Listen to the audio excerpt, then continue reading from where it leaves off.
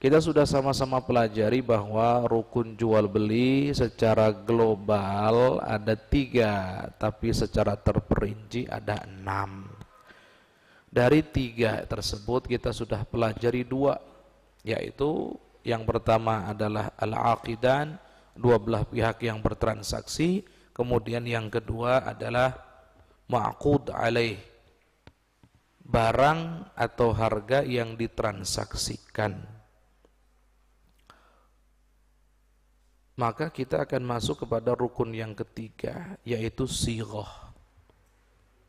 Sighah itu bisa diartikan sebagai bentuk kata-kata atau bunyi. Tapi kalau dalam fikih, kalau disebut sighah berarti artinya adalah ijab dan qabul. Gitu ya. Kalau disebut sighah berarti maknanya ijab dan qabul. Ijab dan qabul ini sering kami ingatkan bahwa tidak hanya ada di dalam bab pernikahan saja. Umumnya di negeri kita ini kalau disebut ijab qabul, otak dan pikiran kita langsung terbayang nikah. Padahal sebetulnya ijab dan qabul itu ada di selain nikah, di antaranya ini di dalam jual beli dan transaksi-transaksi yang lainnya. Ada namanya ijab dan qabul. Ya. Nah, sekarang ijab dan qabul dalam jual beli itu ada syarat-syaratnya. Bahkan syaratnya ada banyak sekali.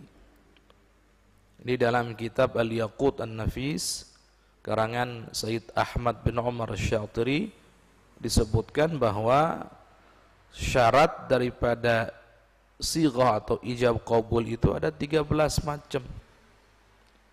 Artinya kalau syarat ini tidak terpenuhi, maka rukun yang ketiga juga tidak terpenuhi. Kalau rukun ketiga tidak terpenuhi, yaitu sighah ini tidak terpenuhi, ijab qabul tidak terpenuhi, berarti jual beli menurut mazhab kita, mazhab Imam Syafi'i, tidak sah. Dan bahaya kalau sampai tidak sah. Karena kalau masuk dalam kategori tidak sah, kita bisa memakan sesuatu yang bukan milik kita. Dan ini berbahaya sekali. Nah, oleh karenanya berkaitan dengan sighah ini atau ijab qabul ini, apakah harus dengan ucapan atau ijab qabul itu bisa diwakili oleh perbuatan? Kalau dalam mazhab kita harus dengan ucapan dan yang bisa menggantikan ucapan. Apa yang bisa menggantikan ucapan? Seperti tulisan contohnya, atau isyaratnya orang yang bisu. Dalam mazhab kita nggak bisa ditawar itu. Pokoknya jual beli harus sempurna rukunnya, dan di antara rukunnya adalah ijab dan qabul. Ijab dan qabulnya harus menggunakan ucapan, kata-kata, atau tulisan, atau isyarat orang yang bisu. Bagi yang bisu pakai isyarat, tidak pakai ucapan tentunya. Ini ketatnya mazhab kita, mazhab Imam Syafi'i. Mungkin ada pertanyaan, Ustadz, tapi prakteknya di lapangan kita jual beli nggak begitu, Ustadz. Ambil barangnya, kasih uangnya, itu yang terjadi.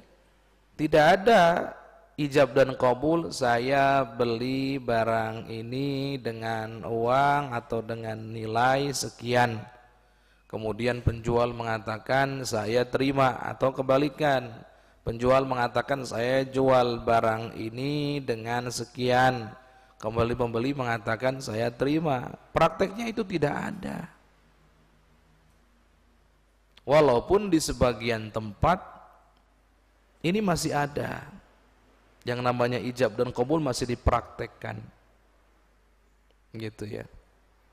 Khususnya kalau jual beli sesuatu yang berharga. Contoh yang diperjualbelikan adalah tanah, biasanya suka ada akadnya itu. Saya menjual tanah ini yang luasnya sekian, tempatnya di sini dengan nilai sekian sekian sekian. Kemudian sang pembeli mengatakan saya terima dengan sekian sekian, atau dibalik, saya beli ini kemudian penjual mengatakan saya terima uangnya dengan sekian sekian. Baik, itu biasanya di kita hanya terjadi pada transaksi jual beli barang-barang yang bernilai tinggi seperti sawah, mobil, rumah. Padahal sebetulnya dalam mazhab kita, hukum asalnya setiap transaksi jual beli harus ada ijab dan qabul tanpa pengecualian. Nah, terus bagaimana dengan apa yang terjadi di masyarakat kita? Sekarang ini dulu, di masyarakat kita yang terjadi itu mengikuti sebagian pendapat ulama dalam mazhab Imam Syafi'i. Karena ulama kita punya pilihan dan terbagi menjadi dua. Terbagi menjadi dua. Ini bagi yang mengatakan bahwa yang namanya ijab qabul itu cukup dengan perbuatan, tidak mesti harus dengan ucapan. Ada di kalangan ulama kita yang berkata seperti itu. Dan terbagi dua mereka ini. Ada yang mengatakan kalau memang kebiasaan di daerah tersebut jual beli atau transaksinya terjadi dan dianggap sah tanpa harus ijab dan qabul, dengan lisan, dengan ucapan, maka diperbolehkan dengan ketentuan kebiasaan atau adat istiadat di daerah tersebut. Ada yang mengatakan begitu, ada yang mengatakan begitu. Tapi ada pendapat kedua dalam mazhab kita bahwa tidak dikembalikan kepada adat kebiasaan, tapi dikembalikan kepada barang yang diperjualbelikan itu barang yang bernilai atau tidak. Kalau bernilai pakai ijab qabul dengan lisan, kalau tidak bernilai tidak menggunakan lisan pun tidak masalah. Dan kebanyakan yang terjadi di masyarakat kita itu menggunakan pendapat yang kedua ini, gitu ya. Ini sebelum kita membahas madhab lain selain madhab Imam Syafi'i. Di kalangan ulama madhab Syafi'i sendiri ada perbedaan pendapat.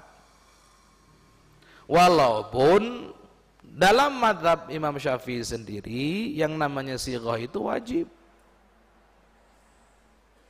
Ijab qabul itu wajib. Diucapkan itu harus, kan gitu. Ya. Tapi kalangan ulama kita, ulama mazhab Syafi'i, ada dua pendapat. Ada pendapat pertama gini, ada pendapat yang menyatakan bahwa ijab qabul itu itu harus, tapi tidak harus dengan lisan. Bisa dengan perbuatan. Dengan kembalikan kepada adat istiadat atau dikembalikan kepada nilainya besar atau tidak.